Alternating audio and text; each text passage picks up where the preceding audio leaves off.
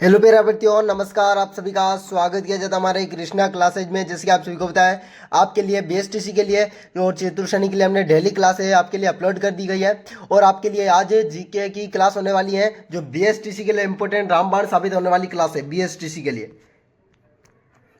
चलो हम चलते हैं अपना पहला ही प्रश्न की ओर। पहला प्रश्न आपसे है, मेहंदी राचनी रचना के रचनाकार कौन है। यह आपके सामने का पहला प्रश्न है, जिसमें राजस्थानी भाषा के प्रमुख रचनाकार, इसमें से एक प्रश्न पक्का बनेगा। जो भी आपको स्टडी करनी है, स्मार्ट स्टडी करनी है, ना कि आपको अनावश्यक पढ़ना है। अनावश्यक नहीं, स्मार्ट स्टडी के तहत पढ़ना है। इनमें से एक प्रश्न आना है तो आना ही है। मेहंदी राचनी रचनाकार कौन है। ऑप्शन नंबर ए है सूर्यमल मिश्रण, ऑप्शन नंबर बी है चंद्रशेखर, ऑप्शन नंबर सी है महेंद्र भागवन, ऑप्शन नंबर सी है सूर्यकर्ण पारिक। जल्दी से बता दीजिए। मैंने जो भी वीडियो लिए हैं उसमें हर एक प्रश्न पहले आपको यही प्रश्न मिला हुआ है। और आपके इस पहले प्रश्न का राइट आंसर जल्दी से बता दीजिए। मेहंदी राचनी रचना के रचनाकार आपके महेंद्र भगवान है। सी आंसर आपका माना जाएगा। तो सूर्यकर्ण पारिक की रचना कौन सी है। सूर्यकर्ण पारिक की रचना, सूर्यकर्ण पारिक की रचना मेघमल और सूर्यमल मिश्रण। सूर्यमल मिश्रण की क्या है। सूर्यमल मिश्रण की रचना वंश भास्कर। ठीक है ना, आप तीनों याद रखनी है।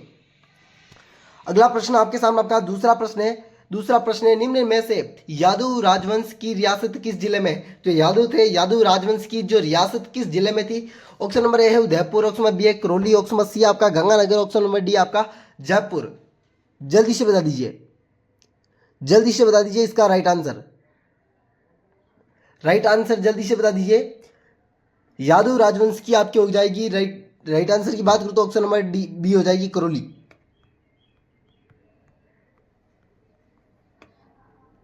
अगला प्रश्न आपके सामने आपका तीसरा प्रश्न है, भारतीय संविधान के किस अनुच्छेद में राज्यपाल पद का सर्जन किया गया। किस भारतीय अनुच्छेद में ऐसा कौन सा अनुच्छेद जिसमें राज्यपाल पद का सृजन किया गया। ऑप्शन नंबर 153वां अनुच्छेद, ऑप्शन नंबर बी 154वां अनुच्छेद, ऑप्शन नंबर सी 155वां अनुच्छेद, ऑप्शन नंबर डी 158वां अनुच्छेद। आपको भाग छठे में भाग की बात करें तो भाग आपका 6 हो जाएगा और आपका अनुच्छेद हो जाएगा 153 में। अनुच्छेद 153 में और भाग 6 में भारतीय संविधान ने राज्यपाल पद का प्रावधान किया है। और राज्यपाल बनने के लिए 35 वर्ष की आयु होनी चाहिए। 35 वर्ष की आयु, कितने वर्ष की। 35 वर्ष की आयु। अगला प्रश्न आपके सामने आपका चौथा प्रश्न है, राज प्रमुख के स्थान पर राज्यपाल पद का सर्जित कब किया गया। जो राज प्रमुख था उसके स्थान पर राज्यपाल पद का सर्जित कब किया गया। ऑप्शन नंबर है 1953, option number B 1955, option number C है 1956, ऑप्शन नंबर डी 1985। राज प्रमुख के स्थान पर राज्यपाल पद का सर्जन, जल्दी से बता दीजिए। राज प्रमुख के स्थान पर राज्यपाल का सर्जन है 1 नवंबर 1956। C answer. और अब तक राजस्थान में कितनी बार राष्ट्रपति शासन लागू हुआ। तो आपको आंसर देना है 4 बार। कितनी बार। 4 बार। 1967, 1977, 1980 और 1992। ये 4 तारीख आपको याद रखनी है। अगला प्रश्न आपके सामने आपका पांचवा प्रश्न है, राजस्व मंडल की स्थापना किस वर्ष की गई है। ऑप्शन नंबर है 1953, option number B 1955, option number C 1956, option number D 1985। राजस्व मंडल की स्थापना किस वर्ष की गई है। आपके राइट आंसर की बात करूं तो ऑप्शन नंबर सी होने वाला है 1956।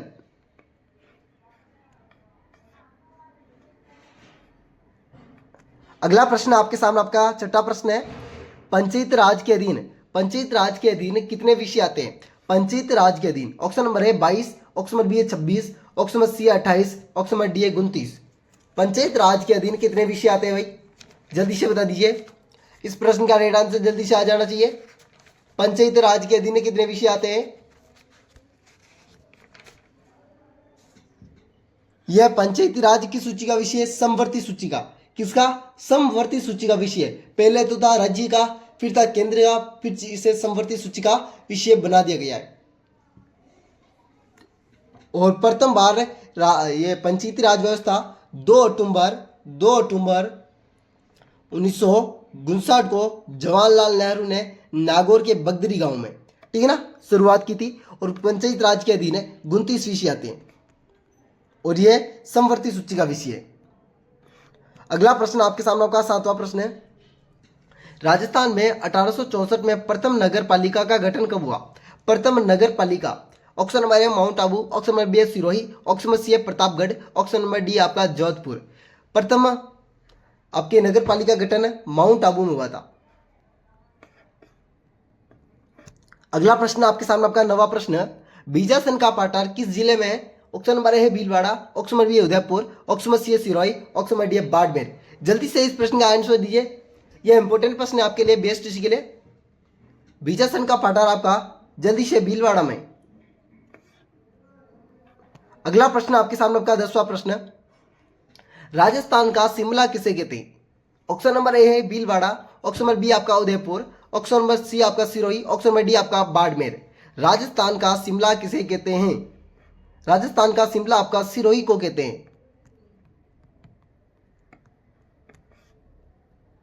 अगला प्रश्न आपके सामने 11वां प्रश्न, राजस्थान में सर्वाधिक वर्षा का उतार चढ़ाव किस जिले में आता है? राजस्थान में सर्वाधिक वर्षा कम ज्यादा किस जिले में होती है? ऑप्शन नंबर है जयपुर, ऑप्शन नंबर बी है जोधपुर, ऑप्शन नंबर सी है बाड़मेर, ऑप्शन नंबर डी आपका जैसलमेर। सर्वाधिक वर्षा में उतार चढ़ाव आपका जिला है जैसलमेर। जैसलमेर में न्यूनतम 5 दिन वर्षा होती है, तो सबसे ज्यादा झालावाड़ में 25 दिन तक वर्षा होती है। अगला प्रश्न है आपके सामने आपका 12वां प्रश्न, निम्नलिखित में से किस जिले में त्रिवेणी संगमन नहीं होता है? ऐसा कौन सा जिला है जहां पर त्रिवेणी संगमन नहीं है? ऑप्शन नंबर ए है चित्तौड़गढ़, ऑप्शन नंबर बी है भीलवाड़ा, ऑप्शन नंबर सी आपका जोधपुर, ऑप्शन नंबर डी आपका बूंदी। भाई देखो, चित्तौड़ में किसका होता है? चित्तौड़ में जल्दी से बता दीजिए।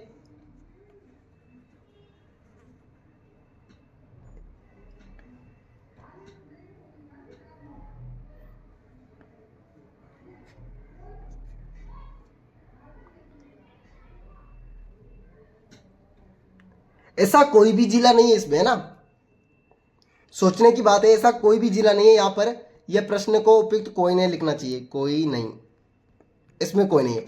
मैं आपको बता देता हूं, त्रिवेणी संगम वाला जिला इनमें से कोई नहीं। आपका जिला है मांडलगढ़ जो भीलवाड़ा में है, भीलवाड़ा, ठीक ना। बाणेश्वर धाम डूंगरपुर में आपका, बाणेश्वर धाम कहाँ पर है? डूंगरपुर। रामेश्वर घाट आपका है सवाई माधोपुर में, ठीक है ना। इनमें से आपको आंसर नहीं दिया गया है, यहाँ पर भीलवाड़ा दिया हुआ ना, किस जिले में नहीं है, यहाँ पर है किस जिले में है, ऐसा प्रश्न होना चाहिए। संगम किस जिले में है, तो आपका हो जाएगा भीलवाड़ा। छपने में मिस्टेक हो गई प्रश्न को। अगला प्रश्न आपके सामने आपका 13वां प्रश्न, चंबल नदी पर कुल कितने बांध बनाए गए हैं? ऑप्शन नंबर है 2, ऑप्शन नंबर बी है 4, ऑप्शन नंबर सी है 6, ऑप्शन नंबर डी है 8। चंबल नदी पर यह जनापाऊ की पहाड़ियां मध्य प्रदेश से निकलती है। जनापाऊ